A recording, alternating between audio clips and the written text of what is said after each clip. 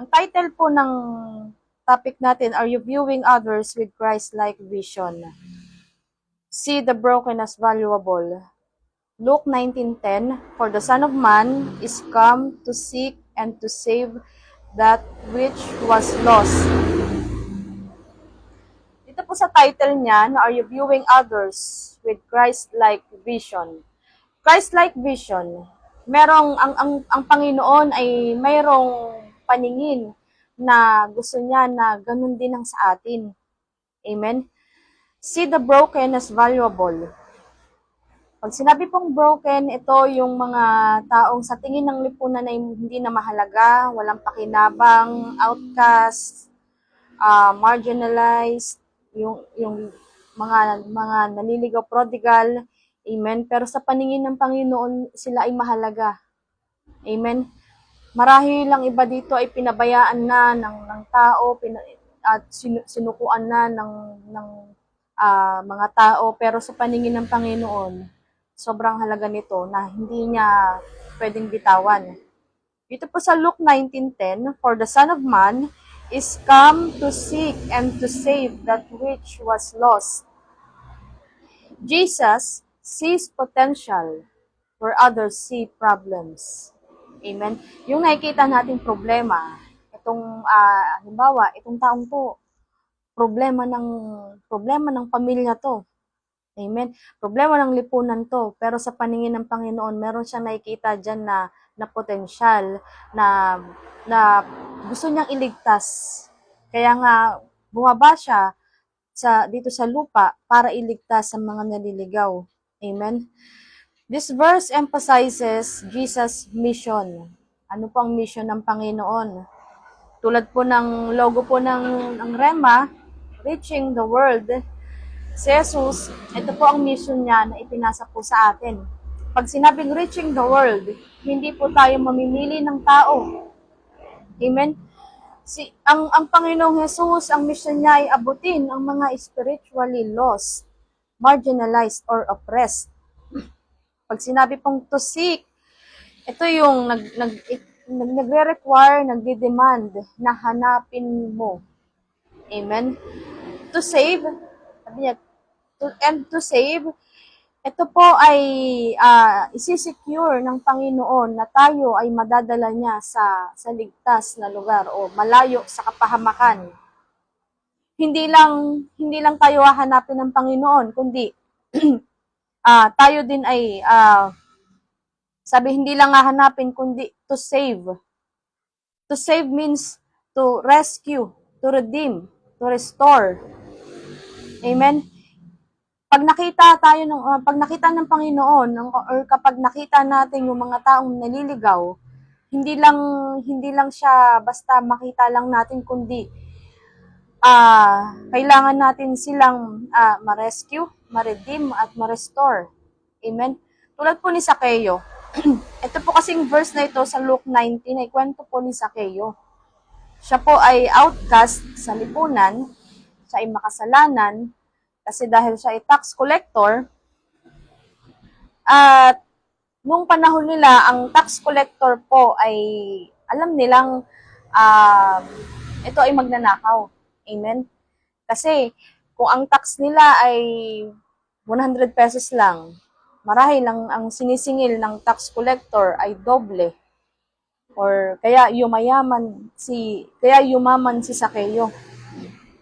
Amen? Nakakabigat po yung ginawa ni Zaccheo. Siya ay tinitignan na isang makasalanan, pabigat, pero sa paningin ng Panginoon, mahalaga siya. Amen po. Ano ang nararamdaman ng mga tao kapag nakikita nila ng isang taong masama ay napahamak? Amen? Sa paningin ng Panginoon, nalulungkot siya dahil may halaga sa kanya ang buhay ng taong ito.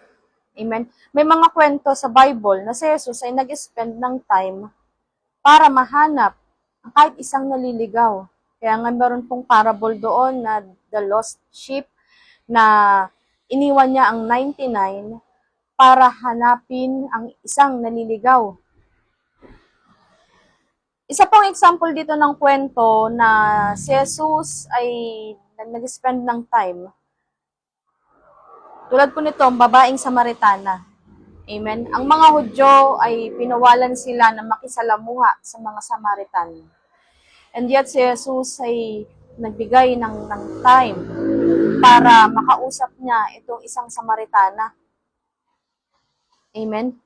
At dahil dito, itong Samaritanang ito nagkaroon ng pag-asa, na-redeem sa kasalanan at nagkaroon ng kaligtasan. Next, si Nicodemo. Si Nicodemo po ay mataas ang katungkulan nito sa lipunan. Amen? So, ibig sabihin, mahalaga po siya. Ano po ang ibig sabihin po nito? Si Jesus po kasi, madalas siya nag-minister sa libo-libo. And yet, may time pa rin po siya para sa isang tao. Hindi kaso sa kanya kung ano yung status ng isang tao, kung mahirap ba ito, mayaman, outcast, kriminal, o kung ano ang kalagayan niya sa lipunan. Basta isang nakikita niya, mahalaga sa kanyang taong ito. Amen. Si Zaccheo at ang iba pang mga tao na pinahalagahan ng Panginoon. Isa na rin ako, isa ka na rin, at isa tayong lahat sa pinahalagahan ng Panginoong Jesus. Amen po. Yung mga teachings ni Jesus, katulad ng mga parables of the lost sheep, yung prodigal son, the lost coin, kung iisipin po natin, isa lang naman yung nawawala. Kung ikaw ay merong 100 piso at may nawawalang piso, siguro hayaan na lang natin yun kasi piso lang naman. Ngayon sa Panginoon po, kahit isa lang ang mawala, ay malaking kawalan sa Kanya yun. Ganun kahalaga ang kaluluwa sa Panginoon. Sabi po dito, kung nakikita natin na wala ng halaga ang isang tao, iba ang nakikita ng Diyos. May potensyal na nakikita ang Panginoon sa taong ito. Amen. Bisa po sa pag-worker, naaalala ko po, lagi ini-example po ni Pastor Boy na may mga magulang or may mga simbahan na sinasabi nila, itong kabataan namin, ito pag-workerin mo na kasi pasaway naman. O kaya itong anak ko, Pastor Boy, kunin mo na kasi pabigat lang dito yan sa pamilya namin. Walang hindi mo maaasahan. Amen. So binibigay sa rema yung mga tingin ng pamilya nila na pabigat lang sila o walang silbi, excuse me po, or hindi maaasahan. Pero sa paningin ng Panginoon may potential 'to.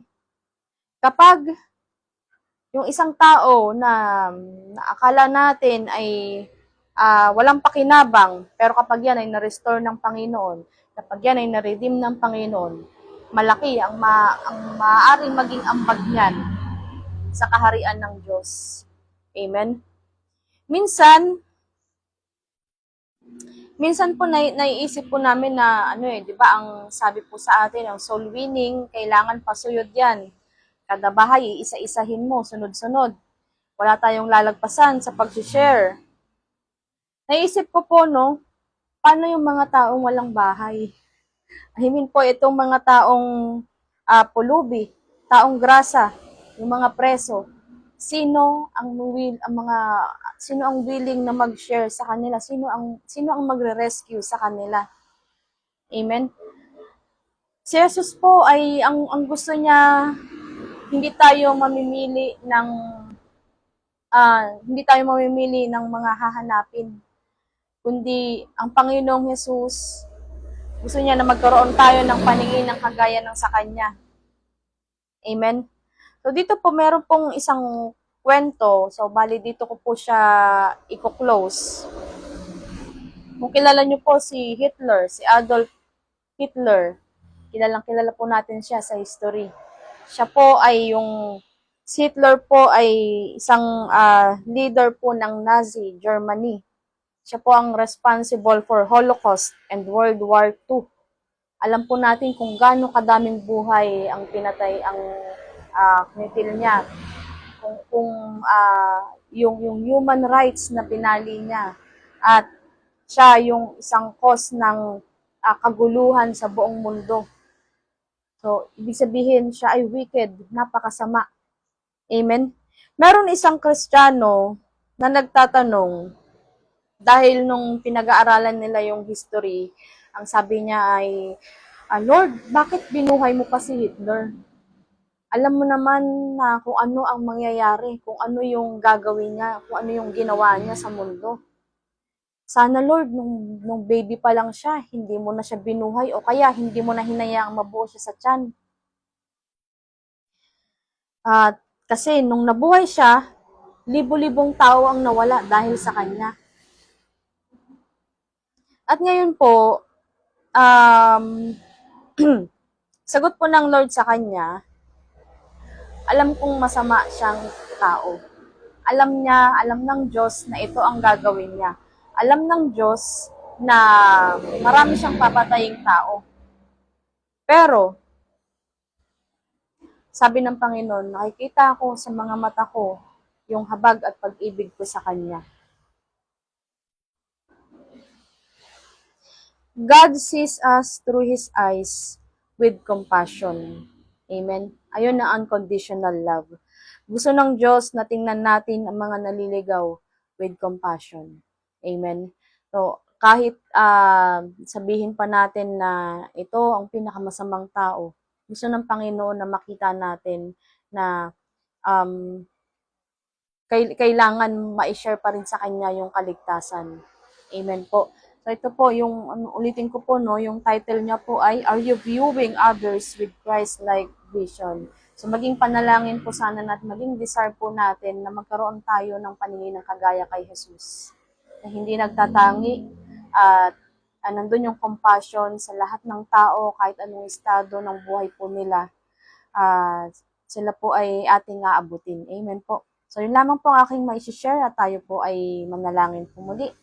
Aming Ama, sa pangalan ni Jesus, napakabuti mo, O Diyos. At Lord, dalangin po namin na kumilos ka sa buhay namin. Magkaroon kami, Panginoon, ng paningin ng kagaya ng sa iyo, O Diyos. Bigyan mo kami ng compassion sa mga tao na hanapin ang mga naliligaw, O God. Salamat po, Panginoon, sa kabutihan mo sa amin, O Lord. Pinupuri ka namin, pinapasalamatan sa pangalan ni Jesus. Amen.